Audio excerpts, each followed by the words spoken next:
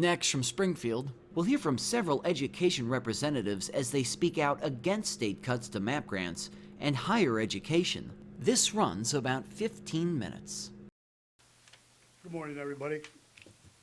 I'm familiar with some of you already, so it's good to see you all. As Mitch said, my name is Donnie Lewis. I'm student trustee at Richland Community College, but I also have the privilege and the honor of being ICCB SAC Legislative Committee Chairman for 48 community colleges and community college students across Illinois. I'm here today just to mention a couple things briefly, and then I'll let you go on, is the MAP grant is so important to these young students. Me, myself, I've been to the University of Illinois. As you can see, I'm a little older than most. I had a career at General Motors for 19 years at the corporate level.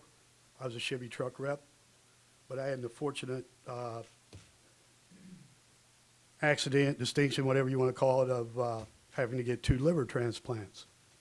So I'm a 2-time liver transplant recipient, and everybody that's been in corporate knows that once you obtain a disability as such, the corporation or job or wherever, they don't want you anymore. They feel you're no longer useful. So I was let go, and through legalities, I finally got my way paid back through school. I was there a little over 18 years and some months. So I know what it's like to be successful. I know what it's like to make the money, to be able to pay my bills, to take care of my kid, to have a nice home, drive a new car, be upstanding, help my community, be that good citizen that we're all brought up on the principles to be. Some of these young kids aren't getting this chance now due to the simple fact, as we all know in this room, there is no funding. Why is there no funding? It's just a difference of principle. As far as the budget goes, everybody in this room is political or they wouldn't be here. They can do the budget in 2 or 3 days. That's just math. What I'm asking you all to do is get together with us, try to get some movement on either side. Me, myself, personally, I don't think education should even be an issue. It shouldn't be a party issue. It should just be done. We talk about rebuilding Illinois, turn this around, turn that around. You can't do anything unless you have education. Excuse me, unless you have education. So that part of it I don't really get. But what I do get is watching these kids. Like I said, I'm student trustee. I have these young students coming up to me every day saying, what am I going to do? I don't have the money to do this. We have kids out here that can't even afford to take the bus to get to school, to finish their education. We got kids out here that don't even have the money to pay for their books if their tuition is met. And then we've got the young students that doesn't have anything at all, that depends on MAP and higher funding. And I'm sure you all in here are a lot smarter than I am, but if you go back to 2002, there was plenty of money for education. But as it goes along, just like everything else, we get cut, we get cut, we get cut, we got cut. But the thing they're not taking into consideration is we have more students. We have community colleges on the brink of closing. If you don't believe me, somebody call Spoon River right now. We just had an ICCB SAC conference this weekend here in the capital city. There were kids in there scared to death. They didn't know where they were going to go. And what I don't understand, ladies and gentlemen, is we make the commitment so far down the line, and I know 5 students this semester that had to drop out and not graduate because there's no money.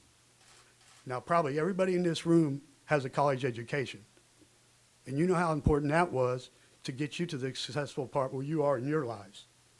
Now, how do you think it's any different, excuse me, for these young students? I just want to share a short story here with you real quick, and then I'll be quiet. But I have a young lady at Richland. I'm just going to mention her first name. Her name's Taylor.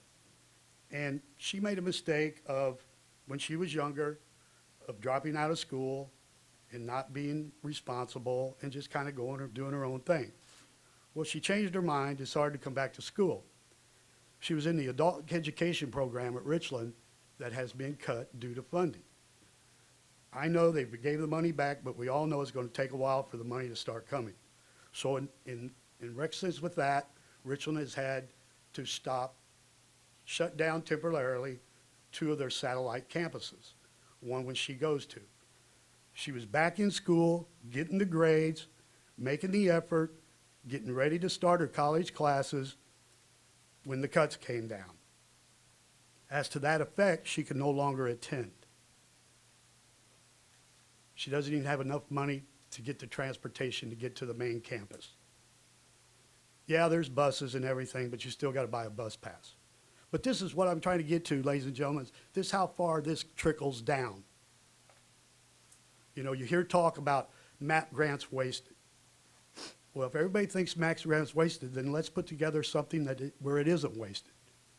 I know, I see it every day that MAP grant is not wasted. These young students need your support.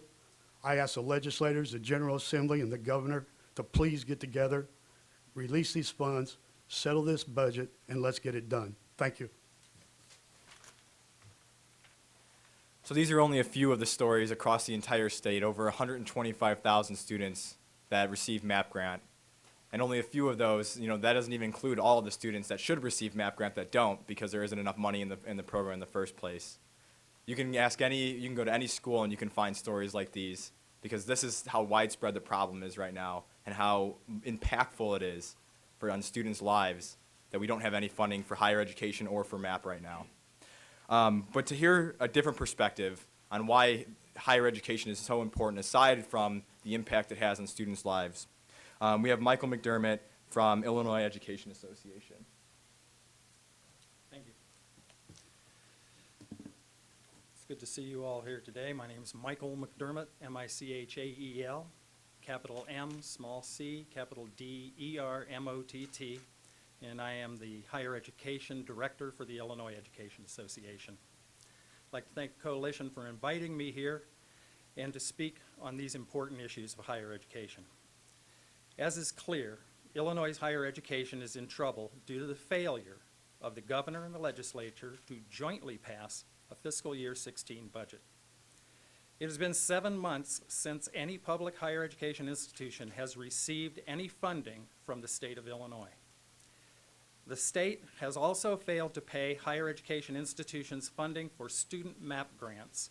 And although most higher education institutions funded the MAP grants for the spring semester of 2015, at least as many as half of them have said that they cannot continue to do that for fall of 2016. And unless we get a budget that is passed for fiscal 17, we may run into the same problem next fiscal year. So what does this mean? Students who need financial assistance the most may have to take out more loans, find jobs to work in lieu of trying to study, possibly postpone their college and university attendance until they have sufficient funding or find additional resources for them to continue their education. This could result in some of the brightest students having to drop out of school because they don't have the financial wherewithal to continue their education, which in turn will result in a college education being available only to the rich and the well-off rather than to every student who wants a higher education in the state of Illinois. It means that all colleges and universities are beginning to cut their budgets and/or plan to close their doors. It has been reported that Chicago State University will not be able to make payroll starting in March of 2016. That's just 3 months from now. Other institutions have begun to cut programs and personnel. Communities are going to begin losing revenue generated by institutions in their areas due to layoffs, fewer students contributing to the local economies, less local spending by institutions, and fewer opportunities for their residents to participate in continuing an adult education. The dominoes are beginning to fall. It's time for the governor to focus fully funding higher education. Now, last spring, the Senate and House passed a budget, and in that budget it included funding for higher education. And it was sent to the governor. Governor Rauner vetoed that budget. Shortly thereafter, the governor and the legislature passed legislation to appropriate funds for K through 12 education. The governor and legislature need to do that for higher education and pass a higher education budget along with funding MAP grants. This must be done now so that students have a chance to get and/or continue their quest for a higher education degree or certificate. I ask that every student, parent, employee in the state call, email, write, and make sure and demand that the promise of a higher education to students in Illinois is achieved. Give each of them the means and resources necessary to succeed and contribute to the future of Illinois. Thank you. Sure. My name's Dave Tretter, Tretter. I'm president of the Federation of Independent Colleges. It's an advocacy organization, represents about 60 private colleges around the state. And I think the students here have said it better than anybody about the impact. The 125,000 students, around 40,000 of them attend private institutions across the state. So a similar story to what you've heard. Many students facing really in the immediate short term, a very unpredictable future. And you've got a lot of students, Brooke here is a senior, Tom is a junior. We've got students midstream, whether at a community college, a public, or a private, who don't know how they're going to come back. And I would say, I think the institutions have kind of bent over backwards to try to hold the line to protect students. But we're, as has been suggested here, we're at the end of that line. And I think institutions have to do what we all do, pay the light bill, pay faculty, all the bills. So it really is, there's no other way to say it, but it's just a crisis right now. And the impact, of course, the governor's office saying there's a lot of waste in people running the universities, bloated salaries. The fact is, your administrators, I guess what you would argue, are not paid by the taxpayers, right? They're privately funded? They're privately funded. The only dollars that we receive from the state come on the backs of students who qualify, and we think we're a pretty good value to the state in a very efficient use of tax dollars. But as it pertains to waste in the public universities or waste anywhere else, that's an appropriate discussion to have, and I think the public university leaders want to have that discussion. They've reached out, but the simple fact of the matter is there is no discussion going on right now at all. So there's going to be a debate about improving it or the things that higher ed could do better. Many people around the state have offered up multiple ideas about how to improve higher education. I think higher ed welcomes that discussion, but someone's got to be talking. The leaders and the governor have to be talking to begin with. So it's part of the goal of this group is to, if nothing else, start that discussion. We can say a lot of things theoretically, what we're going to do, what we're not going to do, but if we're not talking at all, I don't think turning out the lights and going away for the winter is a solution. What impact does this have on recruitment, right? You're kind of walking the fine line where you need to let people know there's a problem, but if you broadcast there's a problem too much, kids don't want to come here, parents don't want to send their kids. Yeah, I think that's been a challenge for every institution, public or private. Frankly, we're damned if we do and damned if we don't.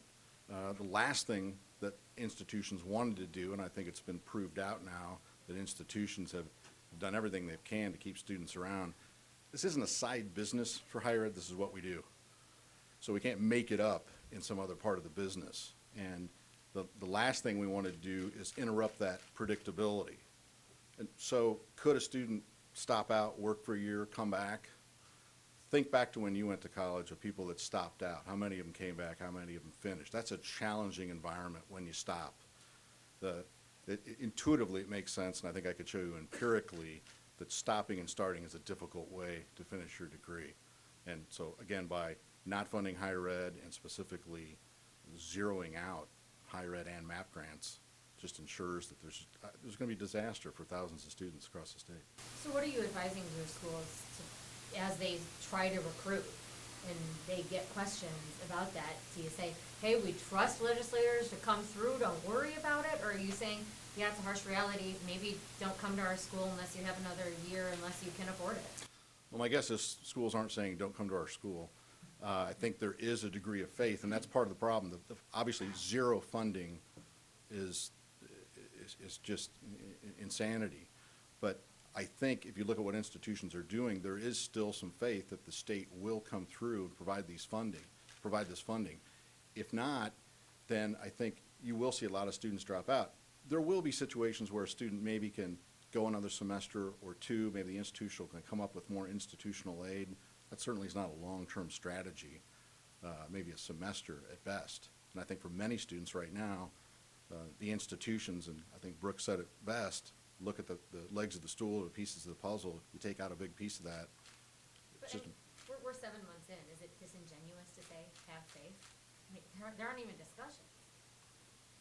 well, I think, what course does a college have? I mean, the students show up, to turn them away, it's been, I think, said more eloquently here this morning, this is the best way to drive the talent immediately out of Illinois. Certainly other states, Iowa, Missouri, are already ramping up their efforts to come after our best and brightest. So I think there is faith still and expectation that the legislature and the governor won't let this happen.